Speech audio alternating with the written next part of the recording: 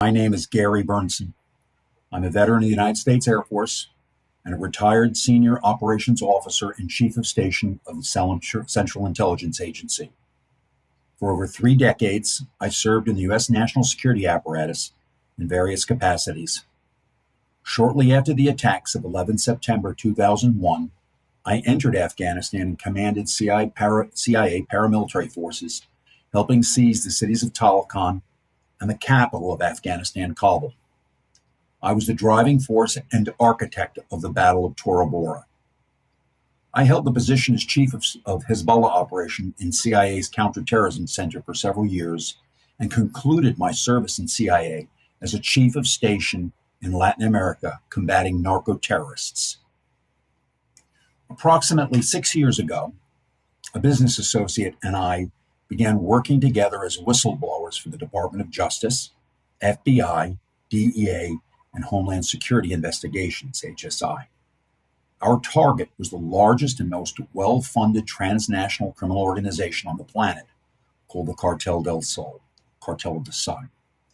The Cartel del Sol is the Venezuelan government and is led by Venezuelan President Nicolas Maduro, Diosdado Cabello, Minister of Defense Vladimir Lopez Padrino, President of the National Assembly Jorge Rodriguez, and former Director General of Military Counterintelligence Hugo Carbajal, who was detained in Spain several years ago and extradited to New York. He is currently awaiting trial for narco trafficking.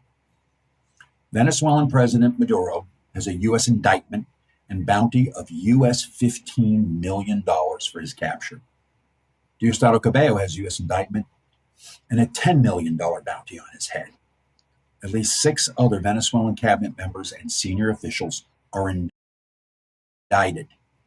In the last 20 years, the Cartel del Sol has stolen $1 trillion from Venezuela's national oil company, PDVSA, and embezzled $500 billion from its national treasury. It not only has, but continues to produce and smuggle 25 to 40 metric tons of cocaine every month out of its country into the world. The Cartel del Sol is a $2 trillion transnational criminal organization and the most well-resourced criminal syndicate in history. Through bribery and investments of its funds, it controls a dozen countries and world leaders. It has massive investments in the U.S. and European financial markets and institutions. As we conducted investigations against the Cartel del Sol and presented them one after another to the U.S. Department of Justice, we noticed and pursued leads from the cartel's money laundering operations to the world of non-governmental organizations and election companies. After witnessing election irregularities associated with the 2020 U.S. presidential election, we decided to direct time and resources to Cartel del Sol links to U.S. and global election fraud. After an exhaustive 3.5-year investigation, it is indisputable. Smartmatic Election Systems was created at the direction of now deceased Venezuelan dictator Hugo Chavez, and its source code, the basis of its operating system, developed jointly by Venezuela's Consejo Nacional Electoral and Smartmatic, was designed to allow election results to be altered without the knowledge of voters and the public. Additionally, the Venezuelan CNE holds ownership of Smartmatic's source code. Each time the Venezuelan CNE and Smartmatic update the source code, a copy of it is stored at the vault at the Venezuelan Central Bank. In 2005, a European Union electoral observation mission to Venezuela published a report stating the Venezuelan regime owns Smartmatic source code. The Venezuelan government signed that report as factual. Smartmatic's first election in Venezuela was the 2003 recall election of Hugo Chavez. The CNE director at the time, Jorge Rodriguez, at the direction of the Cuban Directorate General of Intelligence, DGI, hired 3 Venezuelan American computer engineers that were graduates of Simon Bolivar University, a Venezuelan university linked to the U.S. university MIT. They had already registered a software company in Delaware and opened an office for it in Boca Raton. The engineers, Antonio Mujica, Roger Peñate, and Alfredo Anzola, established Smartmatic at the direction of the Venezuelan regime, built the source code, and flew off to Italy to buy lottery machines from Olivetti to serve as election hardware. They succeeded in altering enough votes to ensure Hugo Chavez's victory in the recall election. Secure in power, President Chavez decided to weaponize this capability beyond Venezuela's border. Smartmatic would enter into the U.S. election market in Cook County, Illinois, and the state of New Jersey for Democratic Party primary races in 2006. In 2005, Smartmatic orchestrated the purchase of Sequoia Voting Systems, Inc., a U.S. company. Sequoia was a company that had conducted elections in the U.S. for over 100 years and had a 22% market share of the U.S. electoral market. Approximately 18 months later, the Committee on Foreign Investments in the United States, CFIUS, began investigating the ownership of Smartmatic because of Smartmatic's Venezuelan connection. Smartmatic immediately put its source code in the machines, in the Sequoia machines. Smartmatic tried to conceal its Venezuelan connection by hiring a former U.S. naval officer, Jack Blaine, to set up a holding company, SVS Holding, to place its ownership of Sequoia in stock. In December 2006, Smartmatic entered into an agreement with CFIUS to sell Sequoia in 6 months. Antonio Mujica, one of the 3 original founders, then found a little-known election company in Toronto, Canada, Dominion Election Systems, that had only managed one small local election in Toronto. He arranged for Dominion to purchase Sequoia. Dominion, owned by John Polis, with that purchase of Sequoia, would inherit the licensing agreement for Smartmatic's source code, the source code owned by the Venezuelan regime, i.e. the Cartel del Sol. To be clear, Smartmatic and Dominion would ultimately sign an agreement that provided Dominion with the U.S. market and Smartmatic the international global market. The only 2 exceptions are that Smartmatic does elections in Los Angeles County and Puerto Rico.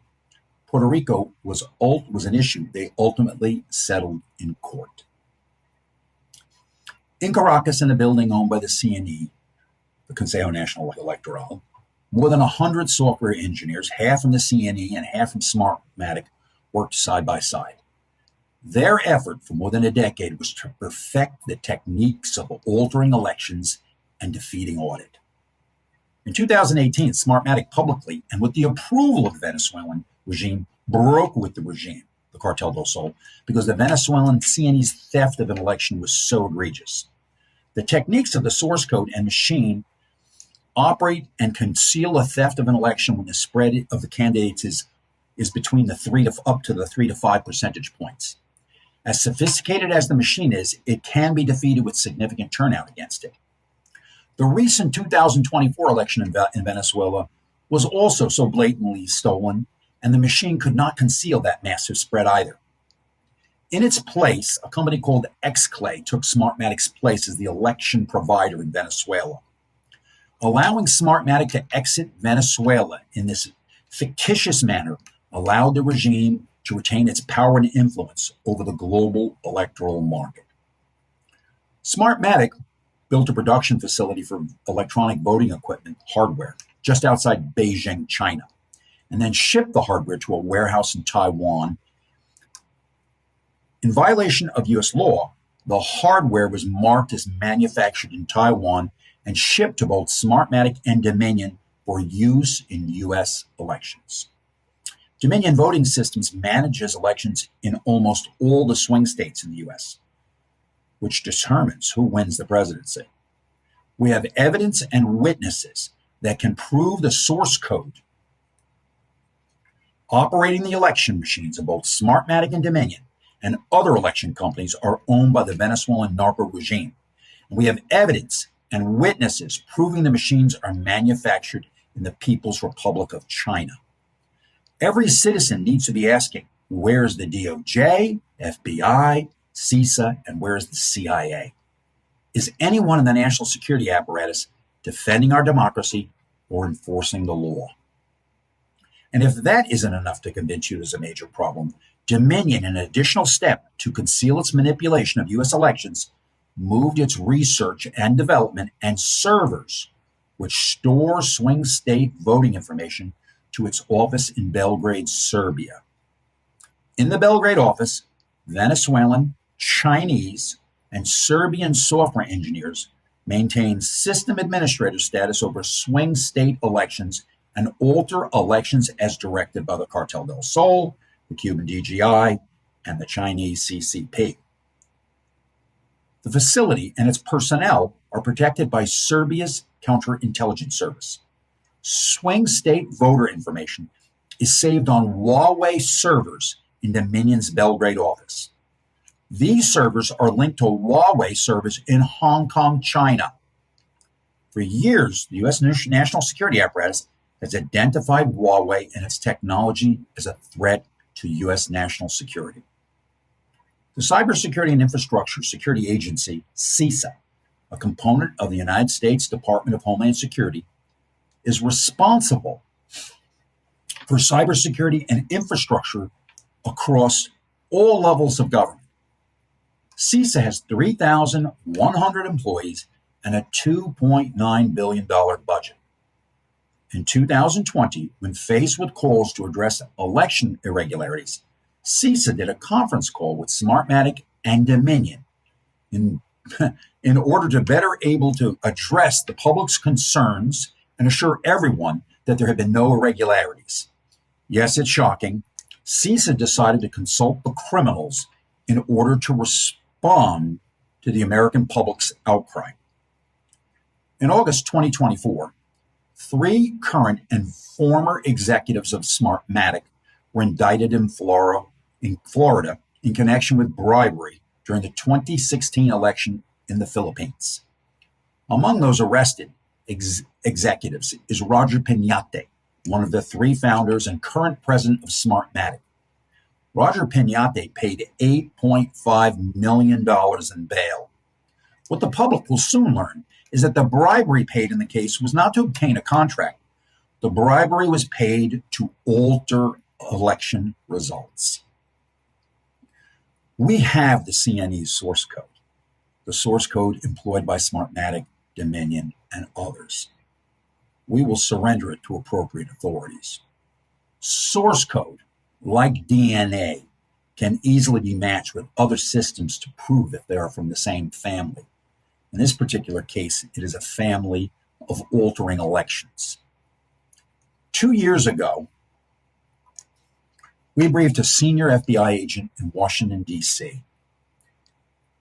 That agent, after seeing our 3-hour presentation with corporate ownership documents, engineering specifications, and witness statements, told us to flee Washington, D.C., that the FBI would actively work to destroy our efforts and seek ways to prosecute us in order to stop our investigative efforts. That was a stunning moment, hearing those words from a 20-year veteran of the FBI. 7 months ago, with our attorney, we briefed a U.S. attorney and 2 assistant U.S. attorneys, federal prosecutors from the Department of Justice. The U.S. attorney told us he would forward the information to the Office of Public Integrity at the Department of Justice. That U.S. attorney followed up with us months later to see if the Office of Public Integrity had contacted us. They never did. Smartmatic, Dominion, and their media allies will immediately point to the fact that Fox News settled with Dominion, paying U.S. $787.5 million, and that Newsmax just settled with Smartmatic this past week in a defamation case as evidence of Smartmatic and Dominion innocence. In Fox News against Dominion, we briefed Fox News trial attorneys. Our lawyers were present when we did that. Fox News corporate officers refused to be briefed directly for that case. They wanted plausible deniability. Fox News corporate knew we had significant evidence and, more importantly, witnesses. When all the facts are known, Fox News executives and board will have to explain why they went down on their knees for enemies of the U.S.